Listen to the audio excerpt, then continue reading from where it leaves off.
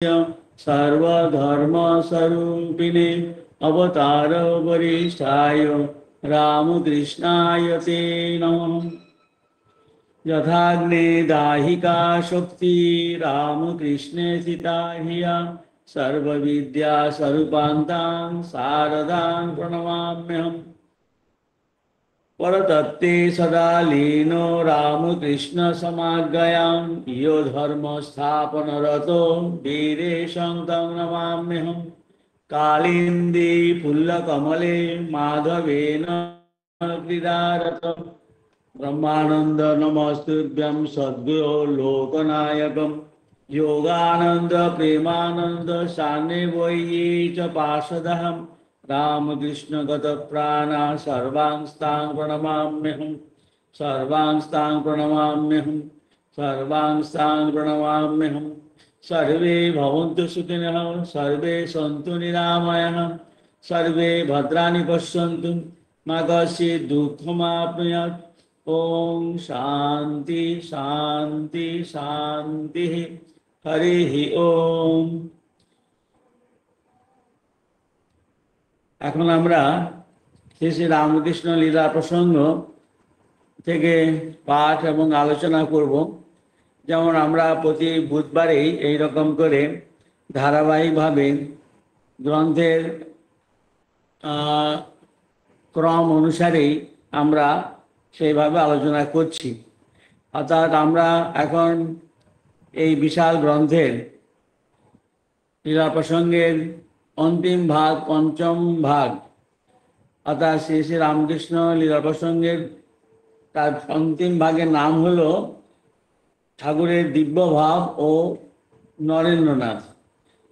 তার প্রথম অধ্যায় আলোচনা করছি। তার মধ্যে আবার সেটি প্রথম পাদ, সেখানে তার এই অধ্যায়ের শেষে এসেছি এবং সেখানে শারদানন্দজি অনেক রকম সুন্দর বলবো তথ্যাদি দিয়েই শ্রীরামকৃষ্ণের ধর্ম সঞ্চারণ, জগতে ধর্ম সংস্থাপন বা ধর্ম শক্তির জাগরণের যে বিশাল কর্মযজ্ঞ শ্রীরামকৃষ্ণ শুরু করলেন, সেইটির কতগুলো যে ধাপে ধাপে তিনি করেছেন, তার প্রথম ধাপটি সম্বন্ধে আলোচনা এখানে চলছে।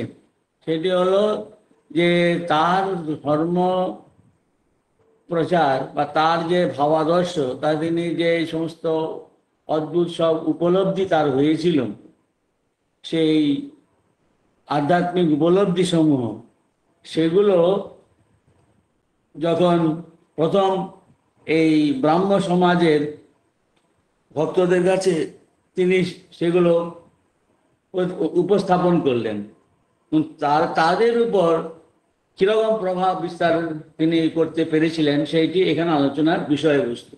এবং সেই অধ্যায়ের মধ্যে পরিষ্কারভাবে তিনি দেখাচ্ছেন শারদানন্দজি যে শ্রীরামকৃষ্ণের প্রভাবে ব্রাহ্ম সমাজের অনেকভাবেই তার পরিবর্তন ঘটেছে। এবং সেইখানে জিনিসগুলোর মধ্যে কতগুলো একটি হলো যে ব্রাহ্ম সমাজের সাধারণ ভক্ত যারা অত আমরা ইতিহাসের এত 100-150 বছর পরেকার কথা বলছি, যে আমরা তাদের হয়তো নাম অনেক জানি না। অর্থাৎ এই যে আমরা নাম জানি না, অর্থাৎ তাদের সংখ্যা অনেক, তাদের জীবনেও এই ঠাকুরের প্রভাব পড়েছে, এটা আমরা ধরে নিতে পারি যখন দেখি যে ব্রাহ্ম সমাজের বড় বড় যারা খ্যাতনামা নেতা, তাদের ব্যক্তিগত আধ্যাত্মিক জীবনেও যে কি বিরাট পরিবর্তন ঘটেছিল, সেইটি এখানে আলোচনা করে দেখিয়েছেন যে ব্রাহ্ম সমাজের অনেক দিক থেকেই এতে অনেক সব পরিবর্তন ঘটেছিল বা প্রভাব বিস্তার ঠাকুর করেছিলেন, এটি এখানে তুলে ধরেছেন। এর মধ্যে বড় বড় নেতাদের মধ্যে যেমন আলোচনা করেছেন এখানে, যে দেখা যাচ্ছে কেশবচন্দ্র সেন। কেশবচন্দ্র সেন তার ব্যক্তিগত জীবন এবং তার ফলে আবার তার যে প্রতিষ্ঠিত যে সমাজ, প্রথমে যাকে তিনি নাম দিয়েছিলেন ভারতবর্ষীয় ব্রহ্ম সমাজ, তারপর আবার তার নাম পরিবর্তন করলেন নববিধানে।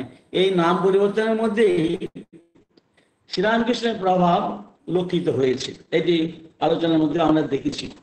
তেমনি আবার প্রতাপচন্দ্র মজুমদার, এরা ঠাকুরের কাছ থেকে তিনি কি শিখেছিলেন পরিষ্কারভাবে তিনি বলছেন যে তার সঙ্গে মিলিত হওয়ার আগে ধর্ম কি জিনিস আমরা জানতাম। বলছেন যে ধর্ম কাকে বলে তাকে আমরা বুঝতাম, আমরা তো শুধু গুণগামি করে বেড়াতাম। বলছেন এর দর্শন লাভের পরে বুঝেছি যথার্থ ধর্মজীবন কাকে বলে। আমার তো মনে হয় এইটি এখনো আমাদের কাছে, ভক্তদের কাছে এইটি একটা বিরাট বড় বার্তা যে দেখুন আজকে এই ধর্ম জগতে আমাদের ভারতবর্ষের এই ধর্ম যে জগৎটা আমরা দেখতে পাচ্ছি, religious aspect of our country, আমাদের দেশের কথাই বলুন, এখানে বহু সব সংগঠন সংস্থা অনেক রকম সব চলছে।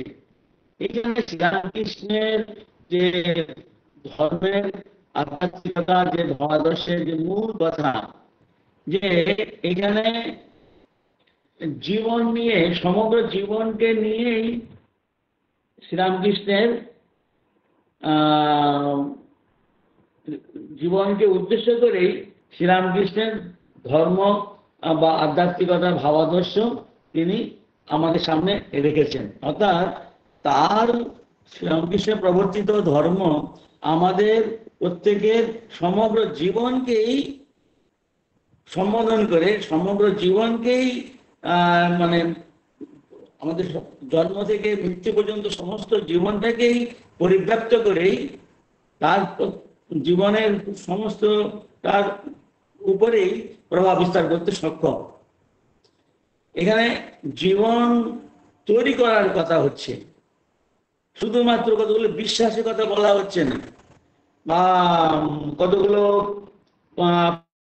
পূজা পার্বণ, কিছু বলবো যে নানান রকম যে ক্রিয়াকাণ্ড বা উৎসবাদি করা, শুধু খালি বা কিছু আমি দান ধ্যান করলাম না। এখানে আপনার আমার, আমি যদি ভগবান শ্রীরামকৃষ্ণের কথা কাছে আমি যাই, তাহলে আমার কাছে তিনি বলছেন এইটি যে দেখো তোমার জীবনটিকে পাল্টাও, পরিবর্তন করো, জীবনের স্থায়ী পরিবর্তন আনো, এই সমগ্র জীবনটাই পরিবর্তিত করা, এবং তার জন্যে তোমাকে সাধনা করতে হবে। এখানে আমরা শ্রীরামকৃষ্ণের কাছে শুনি সাধনা করতে বলছেন, অন্যের কাছে গেলে পরে বলছেন আমরা যে সব জিনিসগুলো জন্যে লালায়িত বা আকাঙ্ক্ষা করে বসি, যে ধন সম্পদ থেকে আরম্ভ করে আরো আরো সব জিনিস, সেগুলো আমরা যদি পাই তখনই আমরা তার সেই ভাবাদর্শের প্রতি আকৃষ্ট হচ্ছি। এরকম করে অনেক সব জগতে দেখা যাচ্ছে। কিন্তু এইখানে শ্রীরামকৃষ্ণের প্রবর্তিত ভাবাদর্শের মূল কথা হলো যে ব্যক্তি সমগ্র জীবনকেই এখানে এই ভাবাদর্শের বিষয় সাবজেক্ট, যে সমগ্র জীবনটাকে নিয়েই আপনাকে ঠাকুরের কথা নিয়ে চলতে হবে, এবং জীবনটি এখানে একটি নির্দিষ্ট একটি জীবন, একটি অনুভব, সমগ্র জীবনকেই আপনার এই জীবনকে পরিবর্তিত করে দেবে এই অনুভব, এই ঈশ্বরীয় অনুভব, এই অনুভব। এবং তার জন্যে জীবনের প্রতিক্ষণেই সাধনার প্রয়োজনীয়তা তিনি বলছেন। এখানে তোমাকে কাজ করতে বলছেন, কিছু তোমাকে পাইয়ে দেবেন শ্রীরামকৃষ্ণের কাছে গেলে পরে। যে এখন পরিষ্কার বলছি একটা জিনিস, যে এরকম অনেক ধর্মগুরুর কাছে গেলে পরে, আমার একজন খুব প্রিয়জন মারা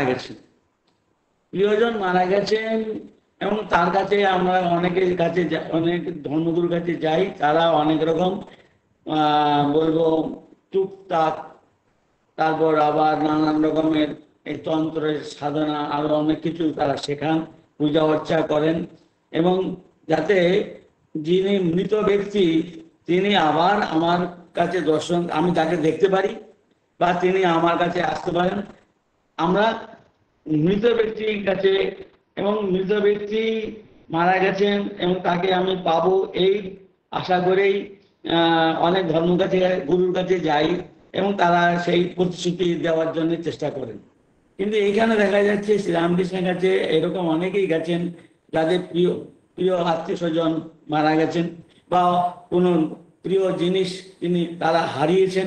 এইখানে দেখা যায় শ্রীরামকৃষ্ণ এরকম কোনো কিছুই তাদের জন্য করছেন না। শোকাধরা ব্রাহ্মণী তার কন্যা মারা যাওয়াতে তিনি জগৎ শূন্য দেখছেন, শ্রীরামকৃষ্ণের কাছে গেছেন, কিন্তু তিনি কি তার কন্যাকে পেয়েছেন? ফিরে পাননি।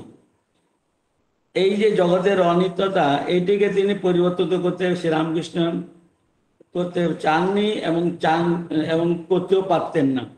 আবার যেমন অদ্বৈতানন্দজি, তিনি বিবাহিত হলেন, তারপরে তার স্ত্রী মারা যান, তিনি মহা দুঃখে পড়েছিলেন এবং শ্রীরামকৃষ্ণের কাছে এলেন আশা যে তিনি মনে শান্তি পাবেন। কিন্তু একবার দুবার গিয়েও ঠাকুরের কাছ থেকে তিনি কোনো ভালো শান্তি বার্তা পাননি, শান্তি পাননি। তারপরেও গিয়েছেন, গিয়ে দেখছেন যে এই মানুষটির আধ্যাত্মিকতা দেখে তার শ্রীরামকৃষ্ণের ভিতরে যে তার ভিতরে যে জীবনের থেকে তিনি অনুভব করেছিলেন এই জগতের অনিত্যতা আর ঈশ্বরের নিত্যতা, এবং সেই জন্যে এই মানুষটি স্ত্রী বিয়োগ হয়েছে, স্ত্রী বিয়োগ হওয়ার ফলে মহা দুঃখে রয়েছেন, সেই দুঃখ থেকে মুক্ত হওয়ার জন্য শ্রীরামকৃষ্ণের কাছে এসেছেন।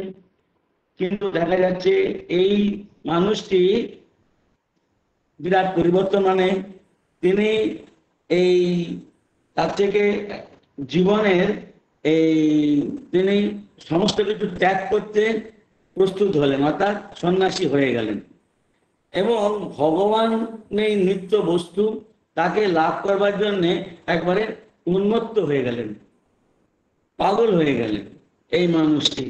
আর জগতের এই সমস্ত অনিত্য বিষয়ের প্রতি তার সম্পূর্ণভাবে বিরাগ এলো। এই জিনিসগুলো বলতে যাচ্ছিলাম যে শ্রীরামকৃষ্ণের ধর্ম প্রচারের ফলে প্রভাব বিস্তার করেছিল ব্রাহ্ম সমাজের উপরে। ঠিক এই জিনিসগুলোই ব্রাহ্ম ভক্তরাও অনুভব করেছিলেন, যারা শ্রীরামকৃষ্ণের এই যে অতি উচ্চ ভাবাদর্শ, যেখানে ঈশ্বরকেই পাওয়ার কথা বলছেন এবং তার জন্য পরিশ্রম করতে বলছেন, সাধনা করতে বলছেন, সবকিছু ত্যাগ করতে বলছেন, এই মানুষের কাছে এরকম এই যে সমস্ত ভক্তরা, ব্রহ্ম ভক্তরা আকৃষ্ট হয়েছেন। কিরকম সেইটি এখানে বলছেন। এই জন্যে এই যে প্রতাপচন্দ্র মজুমদার বললেন যে ধর্ম কি জিনিস আমরা কি বুঝতাম? আমরা তো গোন্ডামি করেই বেড়াতাম, কিন্তু এর কাছে যখন এলাম, দেখলাম তাকে, তখন ধর্মজীবন কাকে বলে বুঝেছি। ধর্মজীবন মানে হলো যে এইখানে ঈশ্বর জীবনটিকে ঈশ্বরময় করে দেওয়া, ঈশ্বরময় করে তোলা। ঈশ্বর ছাড়া জীবনে আমার কিছু নেই, আমিও নেই সেখানে। এই যে জিনিসটি, এইটি হলো শ্রীরামকৃষ্ণের ভাবাদর্শের সঙ্গে জগতে এখন পর্যন্ত বলতে পারি, গলা উঁচু করে বলতে পারি যে শ্রীরামকৃষ্ণের কাছে কোনো জাগতিক কোনো জিনিসেরই আমার প্রাপ্তি প্রত্যাশা তিনি দেন না, তার কাছে কোনো আশা পাই না আমি। জাগতিক কোনো জিনিসে কোনো কিছু তার কাছে পাওয়া যাবে না, কিন্তু এইখানে তবুও তার কাছে যাই আমরা। কেন? কারণ তিনি আমার শাশ্বত সত্য বস্তুর প্রতি আমাকে অনুপ্রেরণা দেন, আমাকে আরো এগিয়ে যাওয়ার এই শক্তি আমার ভিতরে দেন। সেই জিনিসটি এখানে শ্রীরামকৃষ্ণের কাছে উপদেশ চাইলেন, তিনি সাধনা করতে বলছেন। আর একজনের কাছে গেলে পরে নানান রকমের বলবো যে অলৌকিক কাজ, যার দ্বারা আমাদের এই বিভিন্ন রকমের সাংসারিক মানে কাম্য বিষয় সেগুলো আমরা পাই। কিন্তু এখানে অন্যরকম, এখানে হলো সাধনা করো এবং ঈশ্বরের প্রতি তোমার ভক্তি জ্ঞান লাভ করার জীবনের চেষ্টা করো। তাই এইখানে প্রতাপচন্দ্র মজুমদার বলছেন ধর্ম মানে এই আধ্যাত্মিকতা, ঈশ্বরের ভক্তি বা জ্ঞান লাভ করার চেষ্টা, এইটি বলছেন শিখেছি। তেমনিভাবে বলছেন এখানে একটা অদ্ভুত জিনিস, এই যেমন ওখানে ব্রাহ্ম ভক্তদের মধ্যে একজন ছিলেন, তার নাম হলো ত্রৈলোক্যনাথ সান্যাল।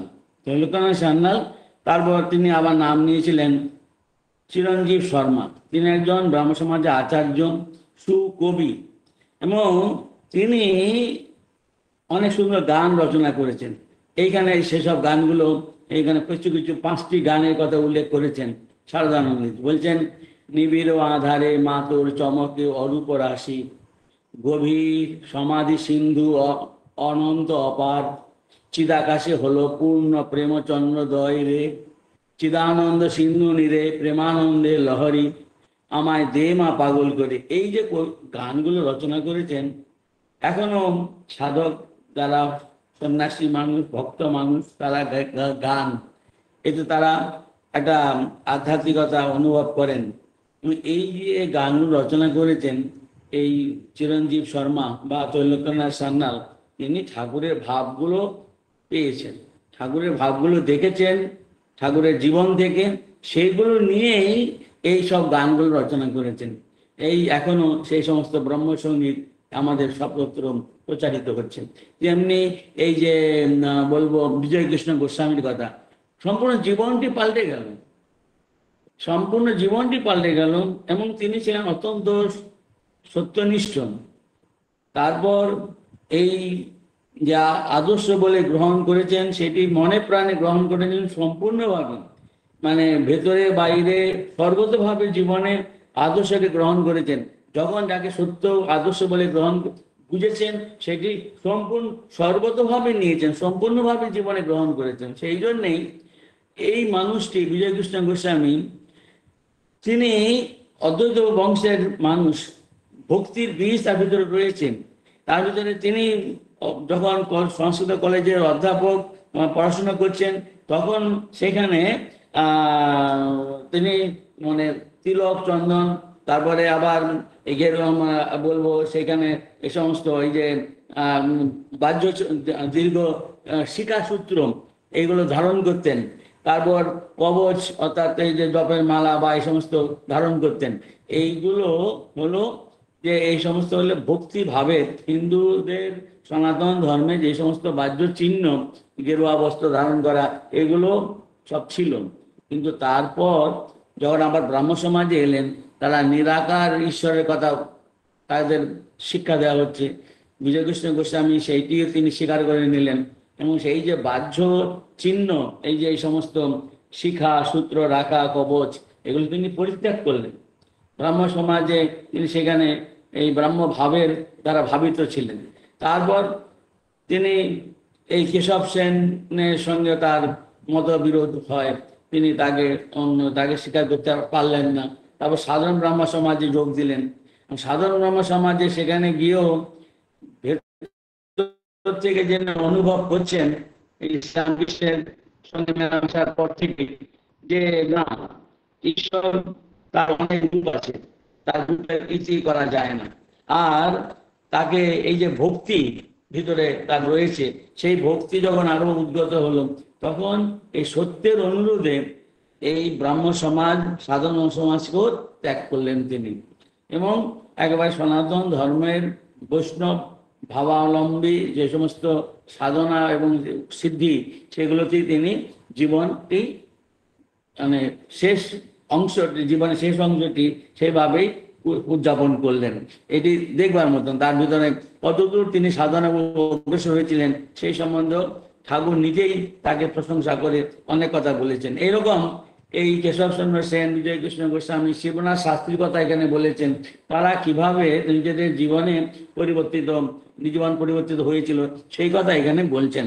এইভাবেই তিনি পরিষ্কারভাবে এখানে বলছেন। 13 পৃষ্ঠা দেখুন, সেখানে যেন এটি উপসংহার করছেন শারদানন্দজি, যে ব্রহ্ম সমাজে বলছেন ঠাকুরের অদৃষ্ট পূর্ব আধ্যাত্মিক প্রভাবে অনুপ্রাণিত হইয়াছিল। অর্থাৎ এই ব্রহ্ম সমাজ ওই রূপে, এই সমস্ত এই অধ্যায়ের এই 12 পৃষ্ঠা পর্যন্ত বলছেন যে ওই রূপে ব্রহ্ম সমাজ এই কালে ঠাকুরের অদৃষ্টপূর্ব আধ্যাত্মিক প্রভাবে অনুপ্রাণিত হইয়াছিলেন।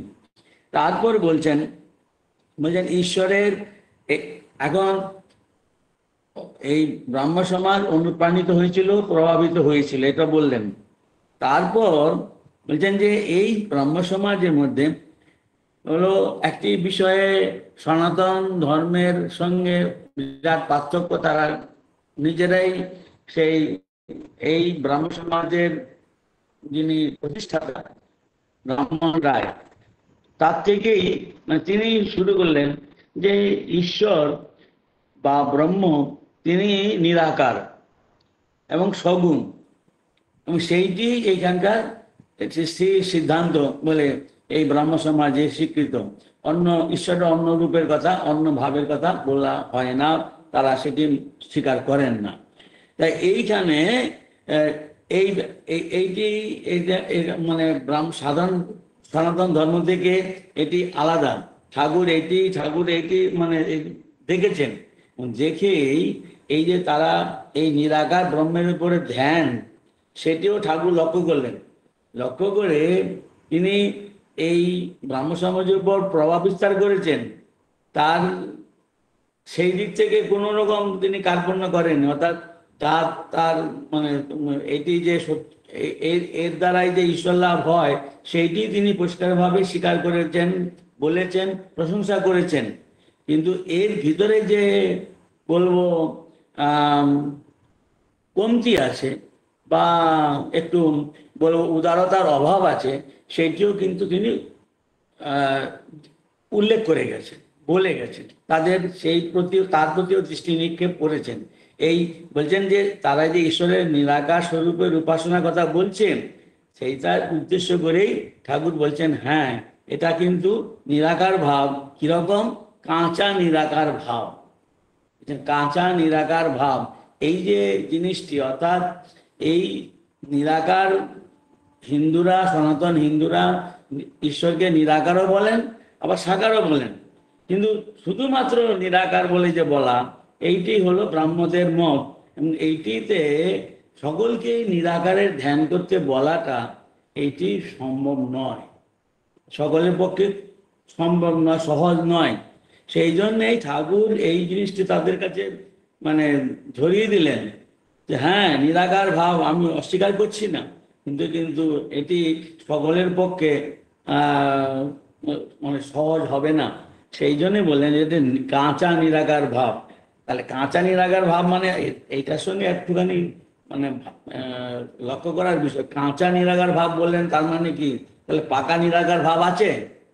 হ্যাঁ, এই জিনিসটি পাকা নিরাকার ভাব মানে এই সনাতন হিন্দু ধর্মে যে যুগ যুগ ধরে স্বীকৃত যে ব্রহ্মের স্বরূপের কথা, অর্থাৎ এই যে নিরাকার ব্রহ্ম, নিরাকার আবার সাকার, এই জিনিসটি যে আমাদের যুগ যুগ ধরে সনাতন ধর্মের মধ্যে এই মানে সাধক সকলে সব অনুভব করেছেন এবং সেগুলো প্রচার করে গেছেন, এবং সেগুলো আমাদের এখন পুস্তক আকারে পাচ্ছি, তাদের তাদের কথা থেকে শুনতে পাচ্ছি। এই যে এইটিকে বলা হচ্ছে পাকা নিরাকার ভাব। যে যারা বলে কিনা ঈশ্বর সাকারও বটে আবার নিরাকারও বটে, তাদের এই ভাবটি, যেমন এখনো আমরা যে সমস্ত অদ্বৈত বেদান্তবাদী, বিশেষ করে আচার্য শঙ্করের যে দর্শন, আচার্য শঙ্করাচার্যের যে দর্শন, সেই দর্শনের ব্রহ্মকে তারা বলছেন এটি মানে নিরাকার। নিরাকার যে বলছেন, নিরাকার নির্গুণ ব্রহ্মের কথা তিনি জয়গান গেয়ে গেছেন, এই কথা তিনি বলে গেছেন। এখন সেই অদ্বৈত বেদান্তের এই যে আচার্য শঙ্কর প্রবর্তিত যে মতের বা দর্শনের, তারকে অনুসরণ করেন এইরকম অনেক সব অদ্বৈত বেদান্তবাদী সন্ন্যাসী সম্প্রদায় রয়েছে। তারা মানে বহু যুগ ধরে এই পথের সাধনা করেন, জ্ঞান মার্গে সাধনা করেন, এটাকে বলা হয় জ্ঞান মার্গে সাধনা।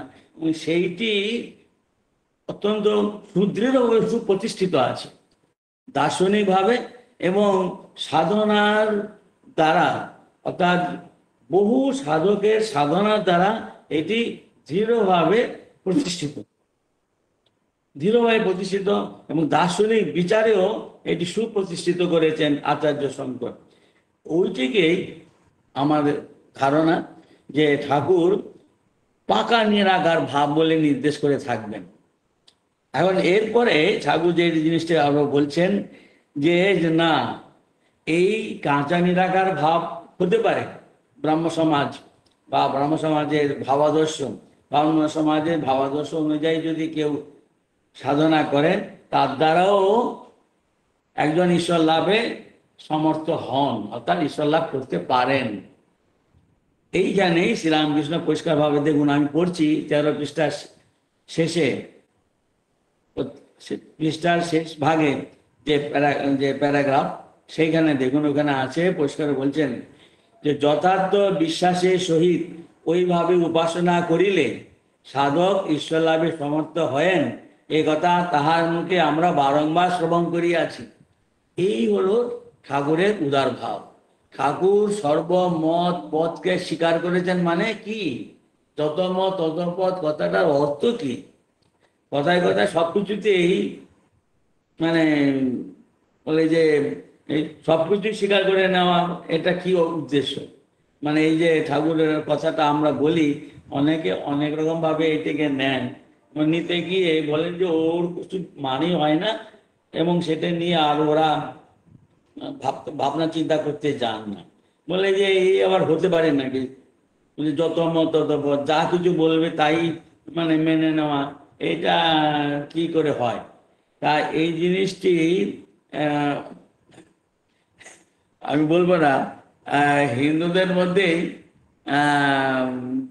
কিছু কিছু তারা ধর্মপ্রচার করেন, আমি নাম করছি না, বলছেন শ্রীরামকৃষ্ণের এই যে যত মত তত পথ, এটা কি কখনো হতে পারে? আমি একটা জায়গায় যাব, আমি আমি আমেরিকায় নিউ ইয়র্কে যাব, আর নিউ ইয়র্কে যাব, আর আমি যদি আমি আছি এখন ইয়েতে কি বলে মানে কলকাতায় আছি যদি আমরা ধরি, তাহলে আমি যদি সেই মানে পশ্চিমে মানে আমেরিকার দিকে না যাই, আমি যদি পূর্ব দিকে যাই, বা আমি যদি উত্তর দিকে যাই কিংবা দক্ষিণ দিকে যাই, তাহলে আমি হবে? দেখে কখনো হয় নাকি? এইভাবে বলছেন, প্রচার করছেন, বলছেন। মানে আমি বলতে চাচ্ছি যে যত মত তত মত, এই জিনিসটি অনেকে মানেন না, কিন্তু এইখানে কথাটা অর্থ কি এটা বুঝতে হবে। যত মত তত পথ মানে সারদানন্দজি এই বইতেরই পূর্বে আগেকার গুরুভাব পূর্বার্ধে তিনি পরিষ্কার বলছেন, যত মত তত পথ মানে হলো তুমি যে মত বা পথকে অনুযায়ী সাধনা করছো, এবং সেইখানে যদি তোমার এই বিশ্বাসটি থাকে যে আমি যে মতের সাধনা বা যে রকম ভাবে আমি সাধনা করছি, সেই সাধনা দিয়ে আমার যদি এই বিশ্বাসটি থাকে, আমার এই বিশ্বাসটি থাকে কি, এর দ্বারা আমার শেষে ভগবান লাভ হবে, তাহলে তোমার এই যে সাধনা, তোমার এই যে মত, অর্থাৎ এই আমার এই সাধনার দ্বারা আমি ঈশ্বর লাভ করতে পারবো, এই যে তোমার মত, এই যে ওপিনিয়ন, দ্যাট ইজ কারেক্ট, মানে ইট ইজ রাইট, মানে তুমি ঈশ্বর লাভ করতেই পারবে, অবশ্যই পারবে। এইটি হলো যত মত তত পথ। বলছেন ঈশ্বর লাভের কথা হচ্ছে এখানে, অন্য রকম কিছু মানে গন্তব্যের কথা বলা হচ্ছে না এখানে। গন্তব্যের কথা স্থান হচ্ছে ঈশ্বর। যে তুমি যে সাধনাকে বিশ্বাস করো, যে এইখানে বলে একটা ঠাকুর বারবার বলছেন কথাটি বিশ্বাস। লীলা প্রসঙ্গের অন্য জায়গায় আমি দুটো তিনটে জায়গাতে দেখেছি এই কথাটি উল্লেখ করছেন ঠাকুরের, যে এই কর্তাভজার, আপনারা জানেন অনেকেই যে কর্তাভজা একটি সম্প্রদায় এখনো আছে, এবং কর্তাভজা ঠাকুরের সময়কার কর্তাভজা সম্প্রদায় থেকেও অনেকে ঠাকুরের কাছে আসতেন, এবং ঠাকুরের কাছ থেকে অনেক তাদের সমস্যা, যারা সাধনা করছেন বিশ্বাস সঙ্গে, তারা করতে করতে অনেক সময় অনেক রকম সমস্যার সম্মুখীন হয়েছেন। ঠাকুরের কাছে তারা আসতেন, এবং ঠাকুর তারা যখন আসতেন বুঝতে পারতেন, তখন অন্যান্য ভক্তদের বা সাধকদের থেকে দূরে তাদেরকে আলাদা করে তাদেরকে ডেকে নিয়ে আলাদাভাবে তাদেরকে উপদেশ দিতেন, তাদের সমস্যার সমাধান করে দিতেন। এবং একবার তাদেরকে তাদের যে পথ, এই যে কর্তাবাজা সম্প্রদায়ের ভিতরে যে সাধনার যে পথ, যে সাধনা, সেটি দিয়েও তারা ভগবান লাভ করতে পারে, এটি তিনি বলতেন, তিনি বিশ্বাসও করতেন মানে আন্তরিকভাবেই। এবং সেই জন্যেই ঠাকুরের কাছেই একবার নরেন্দ্রনাথ, তখন নরেন্দ্রনাথ পরে স্বামীজি, সেই নরেন্দ্রনাথ কর্তাবজা সম্প্রদায়ের সাধনা নিয়ে একটু উষ্মা প্রকাশ করছিলেন, নিন্দাবাদ করছিলেন। ঠাকুর সেটি সহ্য করতে পারছিলেন না, বললেন না, ওদের নিন্দা করছিস কেন? বলছেন ওরা, বলছে নিন্দা তোকে তো করতে বলা হচ্ছে না, তোর পছন্দ হয় না, তুই করবি না, ঠিক আছে, কিন্তু ওদের নিন্দা করছিস কেন? কারণ ঠাকুর বলছেন ওরা ঠিক যথাযথ মানে এই এই সাধনাতে এইটি তারা ঠিক গভীরভাবে বিশ্বাস করে যে এই সাধনা করলে পরে তারা ঈশ্বর দর্শন করতে পারবে। তারা ঠিক ঠিক বিশ্বাস করে রে, উনি বলছেন। এবং দেখা গেছে, বলছেন যে ওই সাধনা করে তারা অনেকে অনেক উন্নতি লাভ করেছে, এইটাও ঠাকুর বলছেন। বলছেন বৈষ্ণব চরণ এইরকম সব এরা অনেক উন্নতি লাভ করেছে। সেই জন্যে এই যে বিশ্বাস কথাটি এখানে উল্লেখ করছিলাম, যে যে যেইটিতে বিশ্বাস করে, কি বিশ্বাস করেন, যে আমি যে সাধনাটি করছি সেইটি যদি আন্তরিকভাবে যথাযথভাবে নিষ্ঠার সঙ্গে করি তাহলে আমার ঈশ্বর দর্শন হবে, এই বিশ্বাসটি যদি তার থাকে, এই শ্রদ্ধা, এই বিশ্বাস, তাহলে এইটি তার মত। এবং এই মত এটি সত্য, কি সত্য, সে ঈশ্বর লাভ করতে পারবে। এই জন্যই ঠাকুর বলতেন যত মত তত পথ। তো এইখানেও সেই জিনিসটি আবার তিনি মানে জিকির করেছেন, যে যথার্থ বিশ্বাসের সহিত ওইভাবে উপাসনা করিলে সাধক ঈশ্বর লাভে সমর্থ হেন, এ কথা তাহার মুখে আমরা বারংবার শ্রবণ করিয়াছি। এই ব্রাহ্ম সমাজের প্রসঙ্গে এই কথাটি বলছেন। যদিও ব্রাহ্মদের যে একটি সত্য, একটি বলবো দুর্বলতা, যে তারা শুধুমাত্র ঈশ্বরকে এই নিরাকার বলেন, সেইটিও তাদেরকে বা অপরের কাছেও এটি উল্লেখ করেছেন, যে এটি কাঁচা নিরাকারের ভাব, এখানে শুধু খালি নিরাকার নিরাকার করে, হ্যাঁ, এটি উল্লেখ করেছেন। কিন্তু এদের মানে ভগবান লাভের পক্ষে কোনো বাধা নেই, এটি বলতে যাচ্ছে, ভগবান লাভের পক্ষে কোনো বাধা নেই।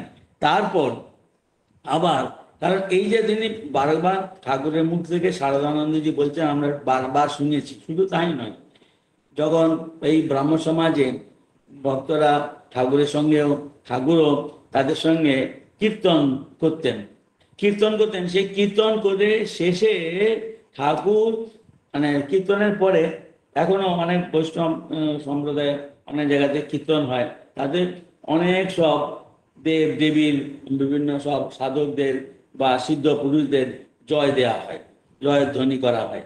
এবং সেখানে জয়ধ্বনি করতে করতে ঠাকুরও সেখানে নিজেই যোগ করে দিতেন, যে আধুনিক ব্রহ্মজ্ঞানীদেরও তাদের জয় মানে প্রণাম, তাদের উদ্দেশ্যে প্রণাম নিবেদন করতেন। বলছেন যে ভক্তগণকে, সম্প্রদায়ে ভক্তগণকে প্রণাম করিবার কালে তিনি আধুনিক ব্রহ্মজ্ঞানীদের প্রণাম, এমনকি এই ব্রাহ্ম সমাজে যখন ঠাকুর প্রবেশ করেছেন, এরকমও আছে, প্রবেশ করে সেখানে যে সামনে বেদি রয়েছে, উঁচু করা বেদি, সেই বেদিতে, যে বেদিতে বসে আচার্য প্রবচন করেন, সেই বেদিকে স্পর্শ করে মাথা ঠেকিয়ে প্রণাম করছেন ঠাকুর।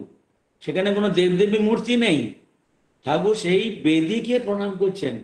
এবং এই প্রণাম করছেন কারণ কি, বলছেন এটি এখান থেকে ভগবানের তার কথা হয়, তার কথা এখান থেকে প্রচার হয়, তার কথা এখানে হয়, এটি এত সুন্দর, এত পবিত্র, এইগুলো ওদেরও চোখ খুলে দিচ্ছেন। ব্রাহ্ম সমাজে ভক্তদের কাছেও এই ভক্তি, এই যে বেদি, যে বেদিতে বসে আচার্য ঈশ্বরের প্রসঙ্গ করেন, ঈশ্বরের কথা বলেন, ঈশ্বরের গুণগান করেন, এটি তো একটা মহা পবিত্র চিত্ত মানে স্থান, বা তার সেই পবিত্র যে এই বেদি, তাতে প্রণাম করছেন।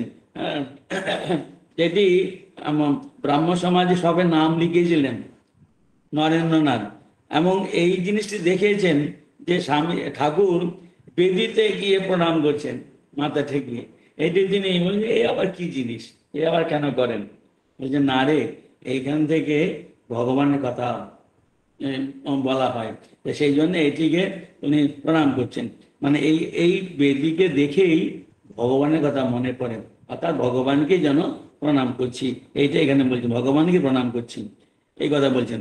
তো এই জন্যে বলছেন যে এই যে ব্রহ্ম সমাজ, এইটিও একটি যথার্থ সাধন মার্গ, যার দ্বারা ভক্তরা মানে ঈশ্বরকে দর্শন করতে পারেন, এইটা তিনি স্বীকার করতেন। এবং এইভাবে এই কথার মধ্যে দিয়েই এই যে জয় আধুনিক ব্রহ্মজ্ঞানীদের প্রণাম, এইটি দিয়েও এটা আমরা বুঝতে পারি।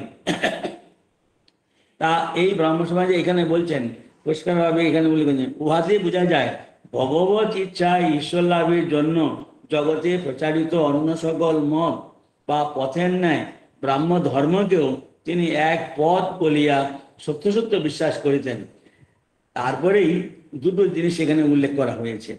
সারদানন্দজি যেন এখানে যেন একটা উপসংহার করছেন যে এই ব্রাহ্ম সমাজের ভিতরে এই দুটি জিনিস বিষয়ে ঠাকুর কিন্তু তাদেরকে তাদের দৃষ্টি আকর্ষণ করতেন, মানে তাদের অ্যাটেনশন ড্র করতেন যে তোমরা যে ব্রাহ্ম সমাজ তৈরি হওয়ার পর থেকেই দেখা যায় যে তারা পাশ্চাত্যভাবে ভাবিত হয়েছিল। বিশেষ করে খ্রিস্টান ধর্মের দ্বারাও প্রভাবিত হয়েছিলেন এই কেশবচন্দ্র সেন। সেন অনেক প্রভাবিত হয়েছিলেন এবং এই ধরনের তাদের পাশ্চাত্য মানে চার্চে যে ধরনের সমস্ত কার্যকলাপ হয়ে থাকে, এই লেকচার দেওয়া, মানে এই যে লেকচার দেওয়া, এই জিনিসগুলো কলকাতায় এই খ্রিস্টানরাই প্রথম বলবো এনেছিলেন, বা এই যে ব্রহ্ম সমাজে এগুলো পাশ্চাত্য ভাবিত হয়েই সমস্ত এই জিনিসগুলো হচ্ছিল। এবং সেইখানে পাশ্চাত্য ভাবের মধ্যে বিশেষ করে ইউনিটেরিয়ান চার্চের দ্বারা প্রভাবিত হয়েছিলেন কেশব সেন এবং অন্যান্য ব্রাহ্মণ নেতারা, সেইটি এইখানে প্রবেশ করেছিল। এই পাশ্চাত্য ভাব এইখানে পাশ্চাত্য ভাবের মধ্যে যেখানে বিশেষ করে বলবো যে শুধু বিশ্বাস করি আর কিছু উপাসনা বা ধ্যান করি, এই এই শুধু সেগুলো মানে বলবো মানে অনুশীলন মাত্র। অনুভব আমাদের প্রয়োজন, অনুভব করতে হবে, বস্তু অনুভব করতে হবে, ঈশ্বরের অনুভব করতে হবে। এই যে অনুভবের দিকটি তাদের সেখানে সেটা তাদের মনেতে বা ভাবাদর্শের মধ্যে গুরুত্ব পায়নি। এই পাশ্চাত্য ভাবের থেকে মুক্ত হতে বলতেন ব্রাহ্ম সমাজের ভক্তদের। পাশ্চাত্য ভাব থেকে বিশেষ করে এই পাশ্চাত্য ভাবের মানে হলো যে এই অনুভবকে লক্ষ্য করেই যেন আমরা সাধনা করি, সাধনার লক্ষ্যটি যেন থাকে ঈশ্বরের অনুভব, এইটি যেন আমাদের থাকে। সেই জন্যেই পাশ্চাত্য ভাব থেকে মুক্ত হয়ে যেন আমরা এই ব্রাহ্ম সমাজে সাধনা করি, অর্থাৎ অনুভব করতে হবে, এইটি রাখতে হবে। এই জন্য বলছেন যে বিমুক্ত হইয়া ব্রাহ্মমণ্ডলী যাহাতে যথার্থ আধ্যাত্মিক মার্গে প্রতিষ্ঠিত হয়েন, তদ্বিষয়ে তার বিশেষ আগ্রহ ও চেষ্টা ছিল। আর একটি জিনিস পাশ্চাত্য ভাবের মধ্যে থেকে দেখা যায় যে সেইখানকার সমাজে সমাজ সংস্কার বলে খুব একটা আন্দোলন চলছিল, বিভিন্ন রকমভাবে বিভিন্ন রকমের সমাজ সংস্কার। এইটি কিন্তু সেই সময়ে ভারতবর্ষেও সমাজের সংস্কার, তার মধ্যে বিশেষ করে স্ত্রীলোকের ভিতরে শিক্ষা প্রচার এইটি তারা চাইছিলেন। স্ত্রীলোকদের শিক্ষিত করতে হবে, এবং এই যে বিবাহ ব্যাপারে যেমন সতীদাহ প্রথা, এগুলো সব সমাজ সংস্কার। এই রামমোহন রায় একজন সমাজ সংস্কারক, তারপর বিদ্যাসাগর, এরা সব সমাজ সংস্কারক। সমাজ সংস্কার আর আধ্যাত্মিকতা বা ধর্ম ঈশ্বরীয় অনুভব, এগুলো আলাদা। সমাজ সংস্কার জিনিসটা আলাদা। সমাজের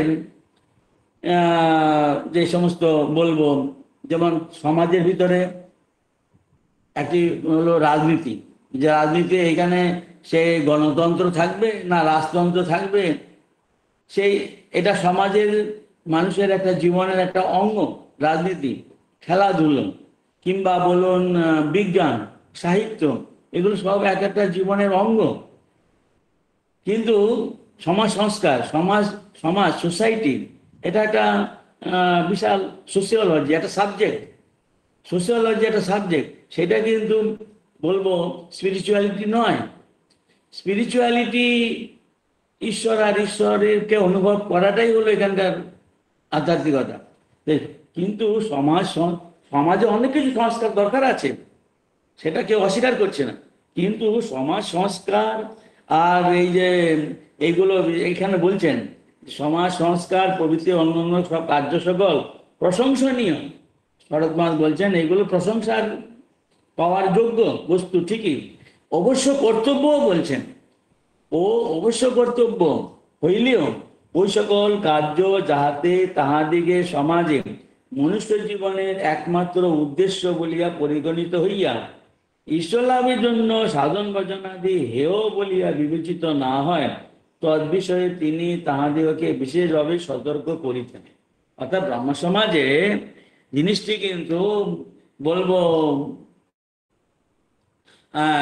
মানে গাড়ির সামনে থাকবে ঘোড়া, কিন্তু ঘোড়ার সামনে যদি গাড়ি লাগিয়ে দিই তাহলে কি করে হবে? এখানে সমাজ সংস্কার, শ্রী শিক্ষার প্রচার করা, এবং সেখানে মানে মানুষের ভিতরে এই শিক্ষার প্রচার করা, মানুষকে শিক্ষিত করা, তারা অনেক বিএ এমএ নানান রকম সে সাহিত্য বিজ্ঞান টেকনোলজি পড়বে, সে তো সবই ভালো, এবং পয়সা উপার্জন করবে। এই জন্যে তাদের ভিতরে যে সমস্ত এই যে বলবো মানে বিভিন্ন রকমের কুসংস্কার রয়েছে।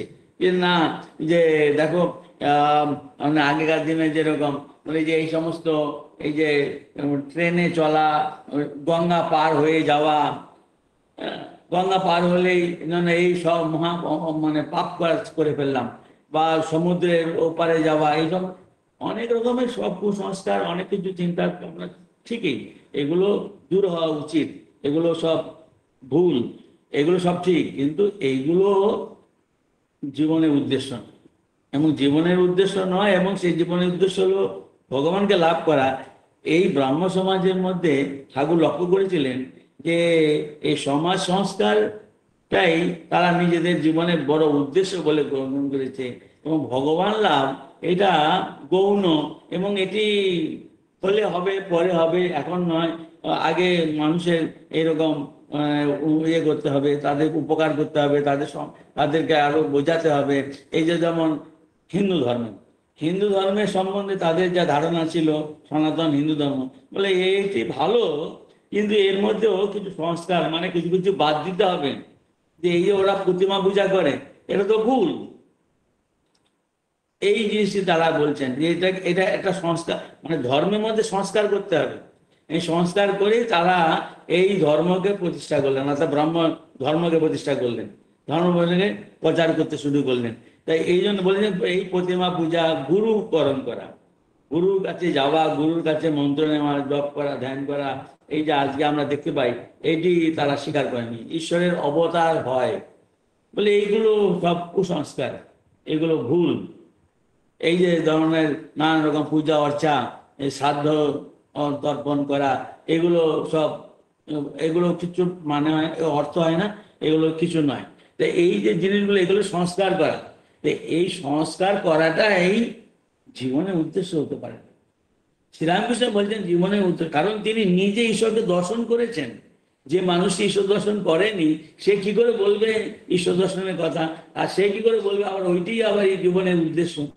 এটি ব্রাহ্ম কেন, অন্য কোনো মানুষের পক্ষে বলা সম্ভব নয় যে ঈশ্বর দর্শন মানুষের জীবনের উদ্দেশ্য, যদি না তার নিজের জীবনে ঈশ্বর দর্শন হয়ে থাকে। যদি না হয়ে থাকে, যদি ঈশ্বরকে দেখেননি, তাহলে আবার তিনি কি করে বলবেন?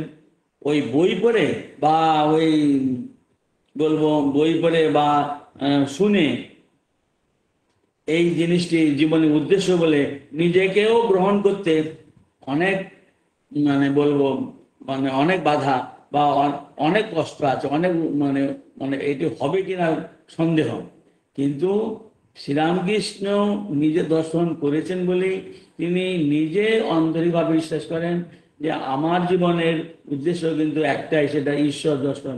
আর এইটি অন্য মানুষের জীবনেও একই কথা, অর্থাৎ তারও জীবনের ঈশ্বর দর্শনই হবে মানুষের জীবনের একমাত্র চরম উদ্দেশ্য। তা এই জন্যে ঠাকুরের কাছে যারাই একবার বা দুবার এসেছে তখনই তারা এই জিনিসটা অনুভব করেছেন। তাহলে এই লোকটি ঈশ্বর ছাড়া তার মধ্যে আর কিছু নেই। নিজেই ঠাকুর কিরকম সুন্দর উদাহরণ দিয়ে বলছেন, নিজের দিকে মানে দেখিয়ে, আঙুল দিয়ে দেখিয়ে বলছেন যে দেখো ভেতরে, বলছেন যে এই যেন কুমড়ো, লাউ কুমড়ো, যেন পাকা লাউ কুমড়ো, কিন্তু এই যে বীজ আরো অন্যান্য সমস্ত জিনিস এগুলো কিছুই নেই, শ্বাস বিচি সব বের করে দেওয়া আছে, পুরোটাই ফাঁকা। ভিতরে শুধু একটা ঈশ্বরই আছেন, এখানে অন্য কোনো যে জাগতিক বিষয় এর কামনা বাসনা, অন্য চিন্তা ভাবনা কিচ্ছু নেই, এখানে অন্য কিছুই নেই, একমাত্র শুধু ঈশ্বরই আছে। এই জন্যে এরকম ধরনের নানান রকমের উদাহরণ, যে কুমড়ো বা শশা, যার উপরটা দেখতে পাচ্ছি একটা শশা রয়েছে বা একটা কুমড়ো, কিন্তু ভেতরে কোনো রকম বীজ টিজ কিচ্ছু নেই, যেখানে কোনো বাসনা নেই, কামনা নেই, কিচ্ছু নেই। এই জিনিসটি, অর্থাৎ এই জিনিসটি ঠাকুরের যখন এই যে আমরা দেখব পরের অধ্যায়ের মধ্যে, সেইখানে দেখছি যে ঠাকুরের কাছে কথা শুনছেন যারা, আর ওই ঠাকুরের কথা, ঠাকুর আবার কথা বলতে বলতে ভাবে উন্মত্ত হয়ে নৃত্য করছেন, তারপর তিনি গান করছেন, এইসব দেখে তারাও ভাবতেন হ্যাঁ তাই তো, এই জীবনে তো ঈশ্বরকে দর্শন করাই তো আমাদের একমাত্র কর্তব্য। আর ঈশ্বরের লাভের জন্যে তারাও একটা বিরাট অনুপ্রেরণা লাভ করে বাড়ি ফিরে যেতেন। এই কথা এখানে সুন্দরভাবে দেখাচ্ছেন এই দ্বিতীয়, এটাকে বলছেন প্রথম অধ্যায় দ্বিতীয় পাদে। তাই এইখানেও যাতে এই ব্রাহ্মরা সমাজ সংস্কার এইগুলোকে খবর কাগজ চারা ছাপাচ্ছেন, লেকচার দিচ্ছেন, ঠাকুর কিন্তু এগুলোকে তেমন গুরুত্ব দেননি। এবং মাস্টারমশাই যখন প্রথমবারে এলেন ঠাকুরের কাছে দ্বিতীয় দর্শনে, যখন বলছেন যে তাদেরকে তো বুঝিয়ে, অন্য মানুষদের বুঝিয়ে দেওয়া দরকার, তখন ঠাকুর বলছেন ওই কলকাতা, তোমাদের ওই কলকাতা লোকদের এক কথা, বলে বুঝিয়ে দাও আর ওই লেকচার দাও। তুমি বুঝিয়ে দেওয়ার কে হে ঈশ্বর সম্বন্ধে? তুমি বুঝিয়ে দেওয়ার কে হে? তুমি কি জানো ঈশ্বর সম্বন্ধে? আর লেকচার দেওয়া, আর লেকচার দিলে কি হয়? এই যে লেকচার দেওয়া, এই জিনিসগুলো আসলে পশ্চিমের দুনিয়া থেকে এসেছে, ব্রাহ্ম সমাজের নেতারা এটি নিয়েছিলেন। তো সেইটিকে বলছেন এই যে লেকচার দেওয়া, এতে অহংকার হয়, মানুষের অহংকার হয়। সেই জন্যেই ঠাকুর এগুলোকে আমি বলবো যে নিন্দা করেননি, বলবো যে এটা যেন জীবনের উদ্দেশ্য না হয়, জীবনের উদ্দেশ্য না হয়, এই জিনিসটি বলবো। তা এই জিনিসটা এখানে এদেরকেও তুলে ধরতেন যে এই দিকে যেন যে ঈশ্বর দর্শনের কি বলছি জীবনের এক উদ্দেশ্য না হয়ে দাঁড়ায়, এই জিনিস মনে। আর পরে বলছেন যে ব্রাহ্ম সমাজই ঠাকুরের অদৃষ্ট। হ্যাঁ, পরের একটা জিনিস এখানে তুলে ধরেছেন, এই শেষ করেছেন অধ্যায়, যে এই ব্রাহ্ম সমাজের কতগুলো ভালো জিনিস আর কতগুলো যেগুলো বলবো যে একটা ভিন্ন অর্থ তারা করছেন, সেই জিনিসগুলো ঠাকুর তাদের কাছে তুলে ধরছেন। দেখো এটা এইরকম হওয়া উচিত, এটা এরকম হওয়া উচিত, এটা এরকম হওয়া উচিত, এগুলো ঠাকুর যেমন তুলে ধরছেন। আর এইখানেও শরৎ মহারাজ তাদের প্রতি আরো একটা জিনিস তিনি তুলে ধরেছেন, ব্রহ্ম সমাজের তারা ঠাকুরকে তারা যখন দেখেছে, ঠাকুরের কথাবার্তা শুনেছে এবং ঠাকুরের অনুভবগুলো তারা বুঝবার চেষ্টা করেছেন, ব্রাহ্ম সমাজের নেতারা বিশেষ করে করে সেইটি থেকে তারা এইটি অনুভব করেছেন যে আমি এই লোকটির কথাবার্তা শুনে নিজের জীবনকে আমি নিজেকে ধন্য মনে করছি, আমি অত্যন্ত লাভবান মনে করছি নিজেকে, এবং আমি এইটি আমার জীবনের একটা বিরাট বড় আমি প্রাপ্তি।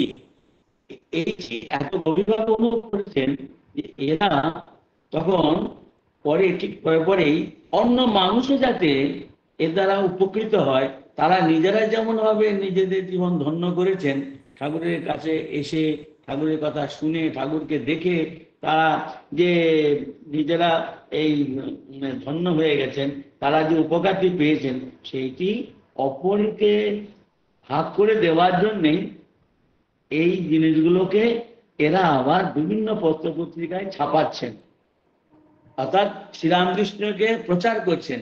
এই ব্রহ্ম সমাজের নেতারা তারা যে প্রচার করছেন, সেই জন্যেই বলছেন, শরৎবাস বলছেন ঠাকুর কলকাতার মানুষ ঠাকুরকে জানতে পেরেছিল প্রথম কিন্তু এই ব্রাহ্ম সমাজের এই প্রকাশিত পত্র পত্রিকা পুস্তকাবলীর মধ্যে দিয়েই। সেই জন্যে আমরা তাদের কাছে চির ঋণে আবদ্ধ, আমরা চির কৃতজ্ঞ। বলছেন যে ঠাকুরের কাছে যারা পড়ে এসেছেন, অনেকেই ঠাকুরের কথা শুনে এসেছেন, পড়ে এসেছেন, এই ব্রাহ্ম সমাজের পত্র পত্রিকা থেকে পড়ে এসেছেন। তার মধ্যে বলছেন আমি নিজে সারদানন্দ নিজেও বলছেন এই তাদের পত্র পত্রিকায় পড়ে ঠাকুরের কাছে এসেছিলেন, এবং সেই জন্যেই এই যে ঠাকুরের কথা প্রচার করতেন, যেমন এই নববিধান, কেশবচন্দ্র সেনের যে সমাজ নববিধান, আবার এদিকে শিবনাথ শাস্ত্রীর যে সাধারণ ব্রহ্ম সমাজ, তারা এই দুই সমাজেই ঠাকুরের কথা প্রচার করতেন। সেই জন্য বলছেন এই দুই যে সমাজ এদের বলছেন নিজের, আমি সারদানন্দজি বলছেন আমার চরিত্র গঠন করতে এসে এদের দ্বারা আমি অনেক সব সুন্দর ভাব পেয়েছি এবং আমাকে নিজের চরিত্র গঠন করতে সাহায্য করেছে বলছেন, স্বীকার করছেন। বর্তমান দেখো আবার উভয় সমাজের নিকট অধিকতর ঋণী, কারণ উচ্চাদর্শ সম্মুখে ধারণ করিয়া যৌবনের প্রারম্ভে আধ্যাত্মিকভাবে চরিত্র গঠনে তাহাকে ওই সমাজই সাহায্য করিয়াছিল। তারপরে বলছেন যে ব্রাহ্ম ধর্ম ও ব্রাহ্ম মণ্ডলী বা সমাজ রূপী ত্রিরত্নকে সর্বত্র এক জ্ঞানে শ্রদ্ধা ও কৃতজ্ঞতা করে আমরা পুনঃ পুনঃ প্রণাম করিতেছি, এবং ব্রাহ্মমণ্ডলীর সহিত মিলিত হইয়া ঠাকুরের আনন্দ করা সম্বন্ধে যে দুটি বিশেষ চিত্র স্বচক্ষে দর্শন করিবার সুযোগ লাভ করিয়াছিলাম, তাই একেবারে পাঠককে উপাদেয়। অর্থাৎ এরপরে দুটো চিত্র, অর্থাৎ ঠাকুর ব্রাহ্ম ভক্তদের ঘরে গিয়ে কিভাবে তাদের সঙ্গে এই আনন্দ করেছেন, এই গান নৃত্য, তারপর উপদেশ দিয়েছেন, উৎসবে যোগ দিয়েছেন, এইভাবে সেই চিত্রগুলো এই দুটি জায়গাতেই তিনি সারদানন্দজি উপস্থিত ছিলেন। সেই জন্যই সুন্দরভাবে লিখেছেন এই দুটি অধ্যায়। সামনের দিন আগামী দিন আমরা পড়বো সেটি। একটি হলো মণিমোহন মল্লিকের বাড়িতে, আর দ্বিতীয়টি হলো জয়গোপাল সেনের বাগান বাড়িতে। তা দুটি জায়গাতে দেখা যায় শ্রীরামকৃষ্ণের একটা অদ্ভুত তার লীলার, তার যে এই যে অনুপম লীলার দুটি চিত্র দেখুন।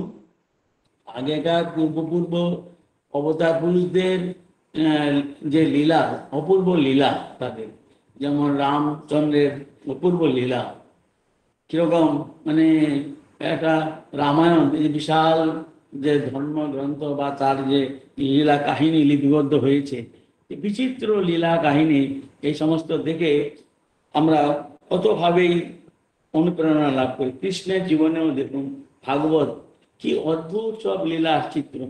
এই শ্রীরামকৃষ্ণের জীবনের যে এই যে ব্রাহ্ম সমাজের ভক্তদের বাড়িতে গিয়ে উৎসব করছেন, তাদের সঙ্গে তিনি কিভাবে একবারে তন্ময় হয়ে নিজেকে ভুলে গিয়ে তাদের সঙ্গে এই যে মানে মিশেছেন, আনন্দ করেছেন, এইগুলো চিত্রগুলো মানে মানে এই এই সারদানন্দ যে একজন প্রত্যক্ষ দ্রষ্টা সেইটি এখানে তুলে ধরেছেন। তা আমি ভাবছিলাম যে যেমন রামচন্দ্রের জীবনে এটি এখন প্রত্যক্ষ যারা করে দেখেছিলেন বলেই আমরা বিশ্বাস করি। সেই সমস্ত মুনি ঋষিরা, বশিষ্ঠ মুনি, বিশ্বামিত্র মুনি, এরা সব, তারপরে বাল্মীকি মুনি, তিনি রামায়ণ রচনা করলেন এবং তিনি মানে সে বলছেন যে রামের জন্মের আগে রামায়ণ রচনা হয়ে গেছিল বা এই সমস্ত। যাই হোক, কিন্তু এরা যে রামের চরিত্র দেখেছেন বা এই যে সমস্ত রামের চরিত্র দেখে এক একটা চিত্র, যেমন বনবাসে যাচ্ছেন যখন রামচন্দ্র প্রথম অভিষিক্ত হয়েছেন, যেদিন অভিষিক্ত হতে যাচ্ছেন সেই দিনেই কৈকেয়ীর বর প্রার্থনাতে রাজি হতে হলো রাজা দশরথকে। আর বনে যাওয়ার জন্যে মানে রাম, সীতা এবং লক্ষ্মণ যারা এই মানে প্রাসাদ ছেড়ে যাচ্ছেন, সমস্ত অযোধ্যাবাসী লোকেরা তাদের ঘর থেকে বেরিয়ে এসে তাদেরকে দেখছে। তারা সব খালি পায়ে বনে অরণ্যে চলে যাচ্ছে আর তারা সব চোখের জল ফেলছে। এই যে চিত্রগুলো দেখুন, ভাববার মতন। সত্যের জন্যে রাজা বনে চলে যাচ্ছেন, এই তো আমরা এখানে দেখতে পাচ্ছি সত্যকে কিভাবে তারা ধরেছিলেন। আমরা সেটা থেকে অনুপ্রেরণা পাই যে বাহ, কি রকম জিনিস। ঠিক তেমনিভাবে এই যে ভাগবতের ভিতরে রাস মঞ্চে, রাসের লীলায় যে কি অদ্ভুত ভাবে যে শ্রীকৃষ্ণ তার গোপীদের সঙ্গে যে ভালোবাসার যে কি চূড়ান্ত পর্যায়ে উঠলে পরে এই লীলার মানে মাধুর্য অনুভব করতে পারবেন যারা অনুভব করতে পারেন, যাদের মন অত শুদ্ধ, এত পবিত্র। এবং সেইটি যদি আমরা খালি ভাগবত পড়বার চেষ্টা করি তাহলে আমরা মানে একের সময় পড়তে গেলে স্তম্ভিত হয়ে যাই যে এটা কীরকম, আমরা কি ভাবছি, কি দেখছি, কি শুনছি। ঠিক তেমনিভাবে শ্রীরামকৃষ্ণের জীবনেরও এই এক একটি চিত্র কিংবা মা সারদা দেবীর জীবনেও দেখবেন লেখক গম্ভীরানন্দজি বলছেন যে কি বিশাল এক বিরাট কাজে আমরা ব্রতী হয়েছি, যেখানে কিনা আমাদের বুদ্ধি এখানে আর কাজ করে না। আমাদের সেখানে স্তম্ভিত হয়ে শুধু মানে অবাক হয়ে শুধু অনুভব করতে চেষ্টা করি যে মায়ের এই ভিতরের তার যে লীলার ভিতরে অন্তর্নিহিত যে যে পবিত্রতা, তার ভিতরে যে এই সরলতা, এইগুলো লক্ষ্য করেই বলছেন যে যেন আমাদের লেখনী মানে থামিয়া যায়, মানে লিখতে লিখতে বলছেন যে কলম থেমে যাচ্ছে। এই যে সমস্ত এইরকম শ্রীরামকৃষ্ণের এই যে ব্রাহ্ম সমাজের লোকদের মধ্যে মিশতে মিশতে তাদের সঙ্গে যে যে গভীরভাবে একটা ভাবের আদান প্রদান হতো, সেটি দেখে আমরাও পড়েও এই বই পড়েও আমাদেরও মন ওই ঊর্ধ্বলোকে চলে যায়। সেই জন্য এখানে বলবো যে এই সমস্ত চিত্র পড়ে শুনে দেখে আমাদের ঈশ্বর দর্শনের প্রতিও আগ্রহ বেড়ে যায়, সেইটি এখানে মানে বলছেন এই শরৎমাল। সেই জন্য এই অবতার পুরুষদের এই যে জীবন যে বলছেন সর্বদা চিন্তা ভাবনা করা, এইটি থেকেও বোঝা যায় যে ব্রাহ্মরা কিভাবে উপকৃত হয়েছিলেন এই ঠাকুরের লীলা দর্শন করে। তারপর ঠাকুরের এই জীবন দেখেছেন, তারা সেইভাবে নিজেদের ধন্য করেছেন। আজকে সময় পেরিয়ে গেছে, আজকে এখানেই আমাদের আলোচনা শেষ করি। ওম শান্তি শান্তি শান্তি, হরি ওম তৎসৎ। শ্রীরামকৃষ্ণার্পণমস্তু।